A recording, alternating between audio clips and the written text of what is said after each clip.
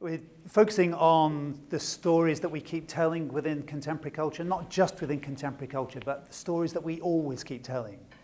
Because we are storytelling beings. There's something deep in the human heart that makes us tell stories. Why? Because we're made in the image of a God who has revealed himself more than anything else through narrative. I mean, there's a whole load of other stuff in Scripture, but Scripture as a whole is one long narrative.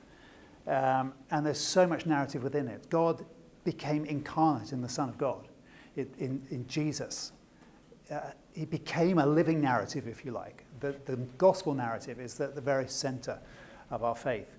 And so God has set eternity in the hearts of men, and part of that seems to be our longing for stories and our need to keep telling stories. We make sense of our own lives by telling stories. When somebody asks how we are, we don't give them we tell stories about what's been going on in our lives, don't we? We don't just give them a grade. We might do. I mean, depends what kind of person you are. 70% at the moment. Yeah, you might do. But more likely we're going to say, well, over the last week I've this and that. We're always telling stories. Now, in the stories, the bigger stories that we tell, the longer narratives, whether they be in books, television, programs, films, it occurred to me a few years ago, having read yet again Tolkien's essay on fairy stories, in which he talks about the gospel being the ultimate fairy story because it's a true fairy story. And I've been reading some Lewis again, and Lewis says very similar things about the fact that the story of the gospel is somehow embedded into the fabric of the universe. And so human beings keep, whether they're Christians or not, we keep stumbling over this story and retelling it. And as I began to think about that, I had started to identify some of the big themes that keep coming up in stories. And then thought, yeah, but so many of these themes fit with different aspects of the whole biblical storyline. And I was just working this up nicely. And then Mike Cosper, who's an American writer, published this book called The Stories We Tell, doing exactly the same thing.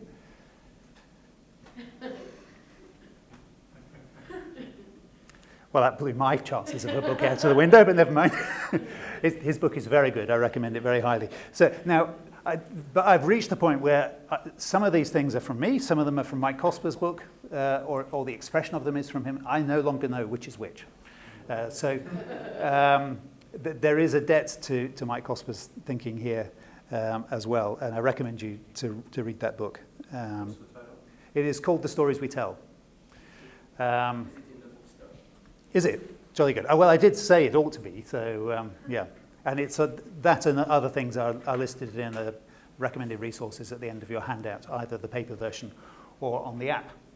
Peter Berger, American sociologist, brilliant Christian sociologist, talks about in 2 or 3 of his books, but in particular, Rumour of Angels, way back.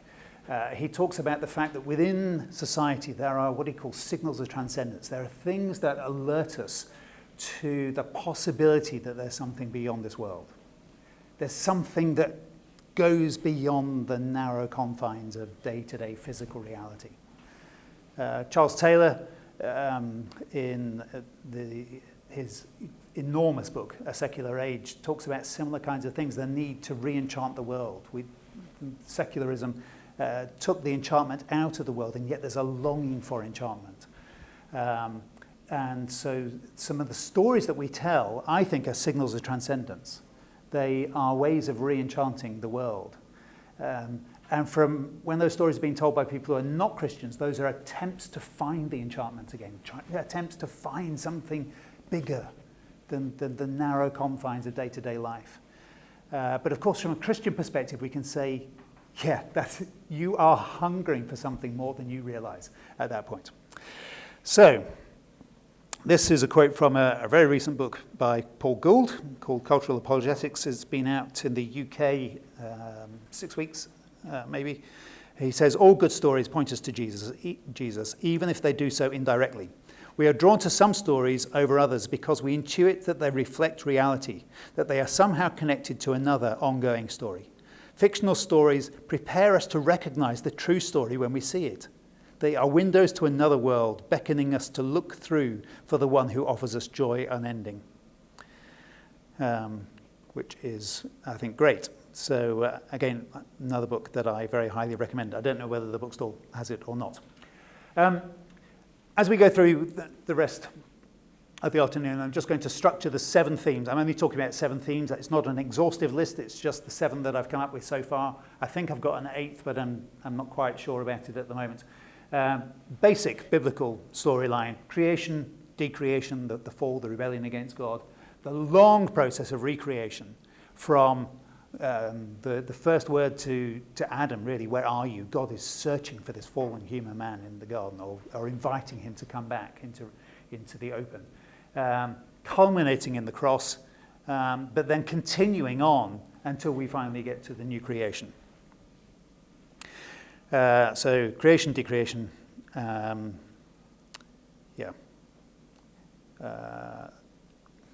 James Smith, in his book Imagining the Kingdom, says that our action, what we actually do in life, emerges from how we imagine the world. What we do is driven by who we are, by the kind of person we have become. And that shaping of our character is, to a great extent, the effect of the stories that have captivated us, that have sunk into our bones, stories that picture what we think life is about, what constitutes the good life. We live into the stories we've absorbed. We become characters in the drama that has captivated us. If the drama of the Christian story has captivated us, that's the story that we live into. If you're captivated by an atheistic story of a random universe, deterministic processes, and atheistic evolution by natural selection, that's the story you live into. And it takes you in a very different place. So the stories that we tell are of vital importance. So the first one is a very obvious one: losing paradise. We had life with God, perfect relationship with God in the garden, and we human beings, or Adam and Eve, threw that all away. And although that story as such isn't replicated very often within fiction, sometimes it is explicitly, as in Philip Pullman's His Dark Materials trilogy, where there's a recapitulation of the fall. But very often stories start with somebody in a good place, and then something goes terribly wrong, and they end up in a bad place. And sometimes they don't even realise what a good life they had until they've lost it. Mrs. Doubtfire, for instance. Suddenly he can't see his kids, and he has to go to extraordinary lengths in order to be able to see his kids again. But I'm going to show you a clip from the very beginning of the Coen Brothers film True Grit, from 9 years ago now, where Matty, the central character, is narrating the very beginning of the story. But then the Coen Brothers films so often do get surprisingly theological. They're interesting guys. I mean, they are classic examples of filmmakers who cannot let go of religious themes. From a Jewish background, fairly secular Jewish background, and yet there's something about that story that compels them. I mean, we have no idea what the life of these people was like before, but her world has fallen apart because her dad's been shot, and that loss of her father, the loss of some kind of state of goodness, of rightness, that's now gone, and she's got to try and find a way of putting that right again. There is no way of putting it right again at one level, because she can't bring her father back. So all she can do is avenge her father by hunting down Cheney to kill him. But she's lost the little bit of paradise that she had. And that happens in film after film. Often the paradise is lost because the central characters themselves do something to mess it up. Ben Zeitlin's film Beasts of the Southern Wild, I think, is a nice example, where it's a very poor community in a Bayou kind of New Orleans kind of area. They're on the wrong side of the levees. They're vulnerable to rising flood waters, incredibly impoverished, and yet such a happy community. Her mother has gone away, and she doesn't know where her mother is. And then she gets into an argument with her father one day, and she does something, and she thinks she's killed her father. And her whole world, she thinks she's broken the whole world through what she's done.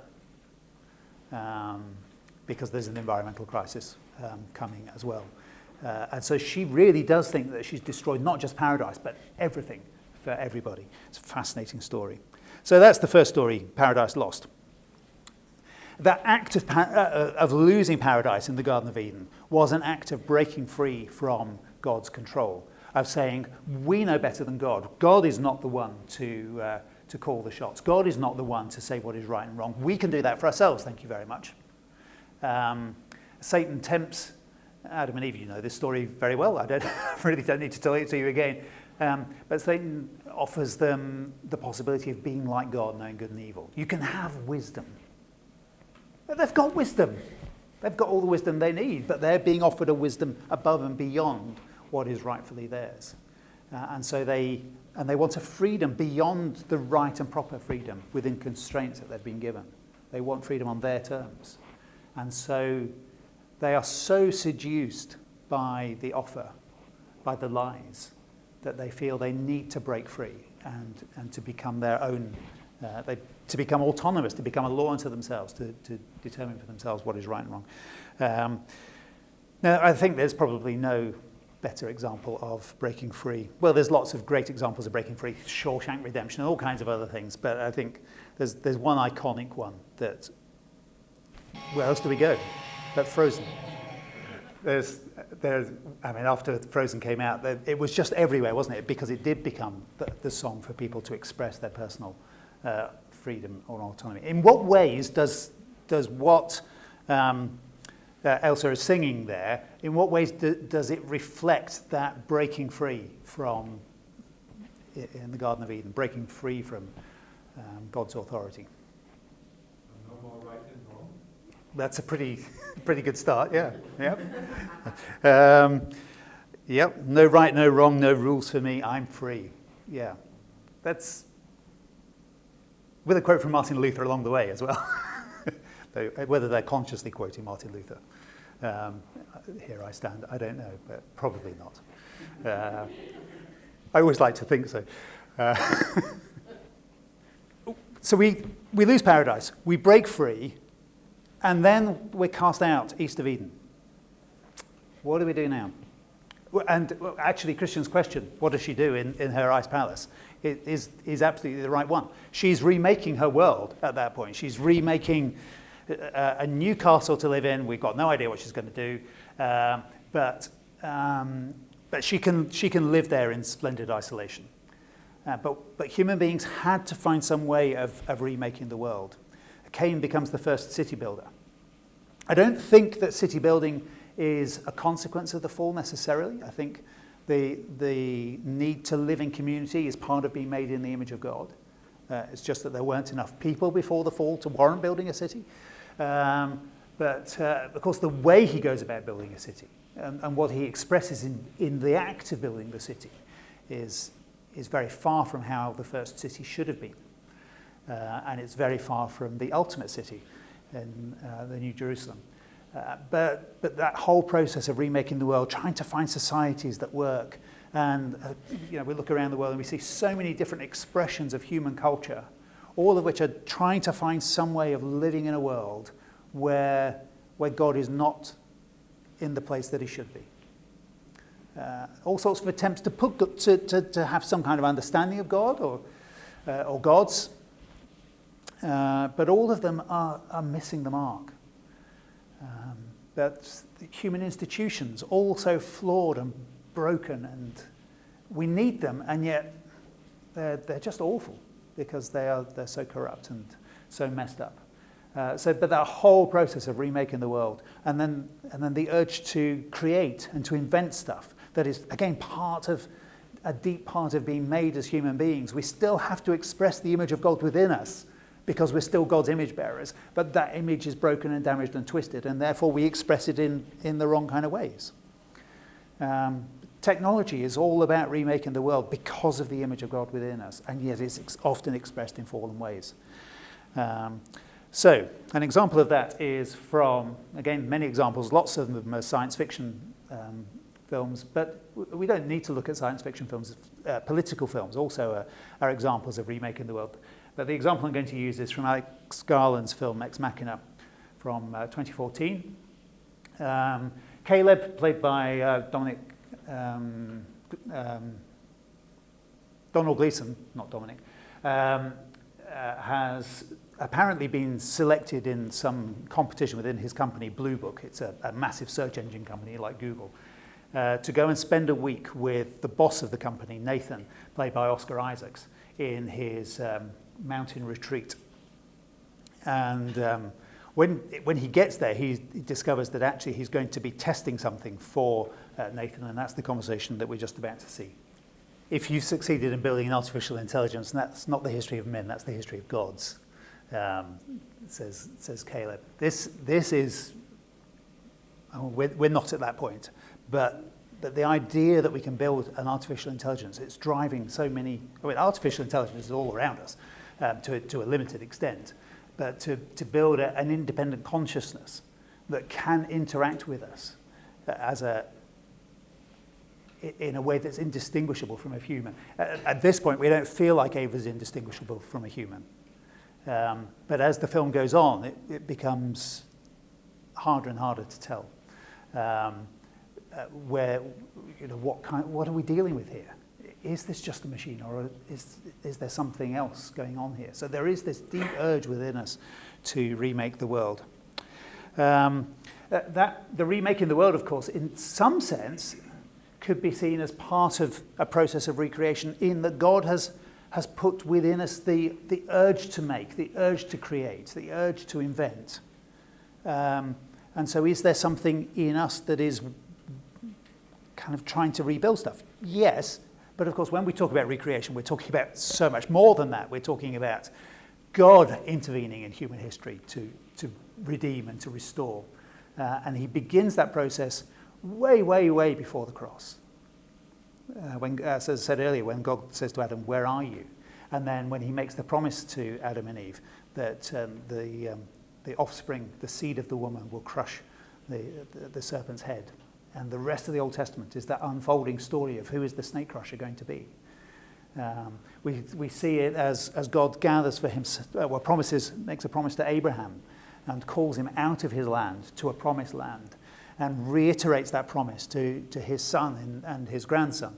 And then the bringing together of the people of God after rescuing them from Egypt, bringing them together at Sinai so that they become a nation, a covenant nation. And they're part of that process. They're heading towards the cross. And the stories that we tell reflect different aspects of what ultimately is seen in the redemption that comes through Jesus. Ultimately, of course, it's seen in him, but seen in so many other ways. The need to defeat enemies. Tolkien talks a lot about this in his On Fairy Story essays, because defeating enemies is so central in fairy stories so many of the times. The big bad wolf needs to be defeated. Or the wicked witch needs to be defeated, or whoever it is, but the enemy has to be overcome. And Jesus, in the cross, did defeat our ultimate enemies of sin, death, and the devil. We don't see the end of that victory. We don't see the finality, but the decisive victory has been won. But even before that, in the Old Testament, when the people of God defeat the enemies of Israel, we see in that a foreshadowing of what's going to happen through the cross and ultimately when Jesus comes again. The clip I'm going to show you is not an obvious defeating of enemies. I thought a bit of Black Panther might be good, but all the superheroes things are kind of obvious in some ways. We can easily see that those are defeating enemies, but defeating enemies happens in all sorts of other ways as well. This is from Hidden Figures, which I just think is a fabulous film. It's from 2016, Theodore Melfi. Story of three women working for NASA in the coloured computation group, because they were there doing calculations before the first IBM computer was installed. So they did the computation. So they were the computers, because they did the computing. One of them, Katherine Johnson, gets moved across to this guy's unit, whose name escapes me at the moment, and because they're working on the calculations to put John Glenn into orbit, the first American ever to go into orbit.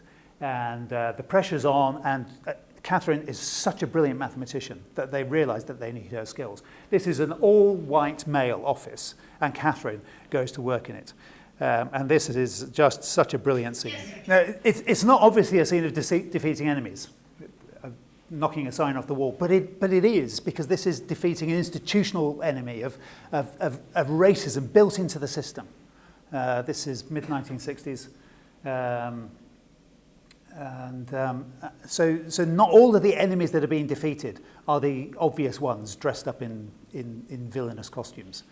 But the need to defeat enemies is there. We tell stories about defeating enemies because of the ultimate victory of Jesus. Another aspect of Jesus' redemption is the overcoming of brokenness in the world, the brokenness that comes through the fall. We are aware of the enemies of sin and death and the devil, and I've been painfully aware of death in the last few weeks with 6 of my friends that I've known for more than 30 years have died in the last 5 weeks. And at the moment, I am raging against death as an enemy. But it's not just that, it's the brokenness. It's the brokenness that leads to that. The brokenness that it brings out in me, these are all believers. They're all with the Lord Jesus. And part of me rejoices, part of me is just torn apart by it, because what a mess of a world this is. And just the brokenness of the sin within me, and the consequences of the fractured relationships because of sin, and our fractured political life, and so the levels of depression and homelessness, and just on and on. Brokenness is too much, and one day it will go. But that defeating of brokenness, the overcoming of brokenness in little ways or in big ways, day by day, is a reflection and anticipation, a reflection of what Jesus has achieved, and an anticipation of what he will finally achieve in the new creation. So I'm particularly drawn towards films that are about overcoming brokenness, which tend to be rather melancholy films. My wife will tell you that I like melancholy films, and I like the Old Testament prophets. I'm obsessed by the Old Testament prophets because I'm just a miserable old so-and-so. It's possibly because I was traumatized by watching Bambi at a very early age. But I am particularly drawn towards these kind of films. Wes Anderson deals with brokenness in a very light-hearted way. And this comment comes from, I think this comes from the introduction to Josh Larson's book, Movies as Prayers. But Matt Zoller-Seitz, who is the editor-in-chief of RogerEbert.com, he took over when Roger Ebert, great film critic, died. He did an essay on Wes Anderson's films, a video essay, in which he talks about the fact that Wes Anderson is constantly dealing with brokenness. That again and again he's dealing with broken people and trying to find some redemption for them. But this comment was not from that essay, but in his foreword to Movies as Prayers. And he says, the stories of sinners often have as much to tell us about the human condition as the stories of saints, usually more. Because even on our best days, most of us are closer to sinner than saint, a work in progress, doing the best we can to confront the big issues, but often just kind of muddling through, doing the best we can. That's a fascinating comment from somebody who's not a Christian, as far as I can tell. I've not found any evidence that this guy is a Christian. In fact, I think he goes on in this foreword to say, this is not where I'm coming from. And yet he understands the categories. And he understands what it is to be in the human condition. So here's a little bit of the most recent Wes Anderson film, Isle of Dogs. In Japan, in 20 years in the future, all of the dogs have been exiled to the Isle of Dogs, to Trash Island, because it's believed that they carry terrible diseases and so on. And there's a boy called Atari there who's looking for his dog, his bodyguard dog called Spots, which was the first dog to be exiled to the island. And the whole film is about overcoming brokenness, really. But I just needed to pick one scene where the alpha dog chief, who refuses to have anything much to do with Atari, and certainly refuses to sit when he's asked to, because he doesn't believe in the idea of human masters. He goes off to get a drink when other things are going on, and he meets another dog who is only seen from a distance. And this is a world that's not as it should be. You know, neither of them are in the places that they should be. He's a stray. He's always been a stray. He's defined by being a stray. But aren't we all in the last analysis? That's a brilliant comment. Yeah, we are all flea-bitten, mangy messes in the last analysis. She's a lovely groomed show dog that he thinks she doesn't deserve to be in that place. What kind of world is it that's put her in that place? What kind of world is it? She's not going to have puppies in a world like that. She couldn't bring puppies into this world. And yet he recognizes that there's some common brokenness to all of us.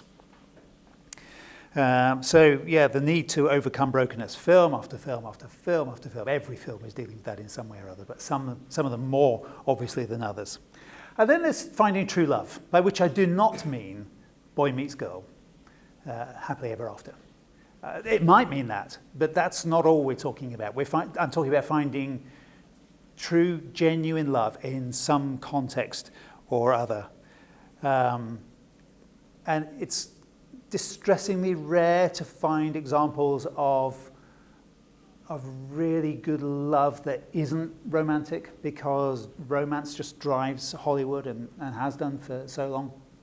Christian Thompson, American film academic, wrote a book probably about 10 years ago now called The Way Hollywood Tells It, if I remember correctly. And she looked at 100 years of Hollywood films, a sampling from every decade of Hollywood, and found that 85%, give or take a few percent, somewhere around 85% of all Hollywood films over a 100-year period had romance as either the primary storyline or the most important of the secondary storylines.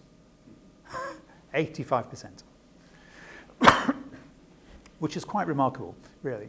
It shows to some extent that that's what audiences want, but there's other things going on as well. When I've talked about this kind of thing in the past, one of the clips I've often used is from a beautiful film called Lars and the Real Girl. Any of you seen this? It is a wonderful film. It's about this guy who really struggles to form social relationships. His mother died probably in childbirth, we deduce. He lives in an annex in the garage. His brother and his wife live in the family home. They can't even get him to come in for Sunday lunch with them. He just keeps himself to himself. Goes to church, and then one day he develops this. Suddenly, he seems to have this extraordinarily outrageous strategy for having a relationship. That when you see it, you think, oh, this is a very different film from what I thought I was watching.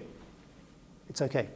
Just hang in there. It's all right. But when I show it, when I have a group discussion and everybody's watching the film, I just stop watching the film at that point and just watch people's faces, especially if it's a group of Christians, because they all go, because it feels quite shocking. But it's a beautiful, sweet film, and it's not as shocking as you think it's going to be. So I recommend it, but I'm not telling you anything more. Just give you that little teaser and send you off to find it. I'm going to show you a little bit from a more recent film, which I'm absolutely in love with, called Hunt for the Wilder People by Taika Waititi. And it's about this New Zealand boy who's in the care system. Any of you seen this? Okay. And he's taken to this new foster family out in the countryside, out in the bush. And they just, or the mother, the woman rather, the wife, they don't have children of their own, welcomes him and loves him. The husband, played by Sam Neill, Hector. He's just grumpy and he doesn't want the boy to be there. But this is Ricky's birthday. It's just a beautiful story of a boy being loved for the first time ever. It's just brilliant. And that experience of being welcomed into a family. What a reflection of a gospel story. Taika Waititi, I don't think he's as a Christian. There's no evidence of any Christian background that I can tell. And yet he's just stumbled into this story that reflects us being brought into a family that we deserve to be part of, and that we're loved unconditionally. And we keep running away. And we're welcome back again. Just be back by breakfast. So, yeah. And then eventually we are heading home. We're heading to the new creation.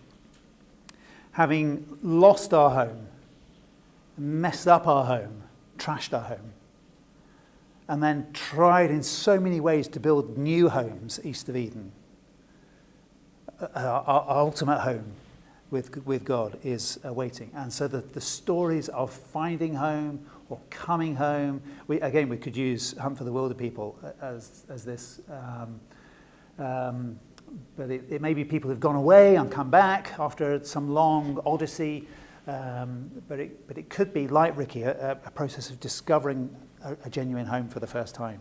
But all those kind of stories are anticipations, they're reflections of a reality that's waiting for us. So that's the coming home story. Should we go back to Frozen? Because I think Frozen ticks all of these boxes. Every one of these themes comes up in Frozen. So here at the end of the story, have any of you not seen it to the end? Okay, there's one person who hasn't seen it to the end. I'm not going to go through a long explanation for you, I'm afraid. But I'm sure you'll be able to figure it out. It's a happy ending. What would you expect from a Pixar film? So we've got defeating the enemies there, and overcoming the brokenness because Elsa's frozen heart has been thawed. We've got the finding true love because Anna shows her love for her sister in sacrificing herself. And that act of self-sacrifice lifts the curse that is over the whole land. And Elsa has come home, but home is restored because this frozen kingdom is given new life and new energy, and as a result of the curse being lifted. So it's a nice kind of reflection of some of those bigger themes. So here's 7 ways, and I say this is not an exhaustive list, just 7 ways in which we keep telling these stories. And isn't it funny that the stories we tell, they just kind of, they fit with what the narrative of the Bible is. And then it becomes really quite an easy thing to be able to point from the stories that we tell to the bigger story, the underlying story, the true story of what God has done and is doing in our world. And so I think these, as Berger says, I think these are signals of transcendence, and we need to be alert for them.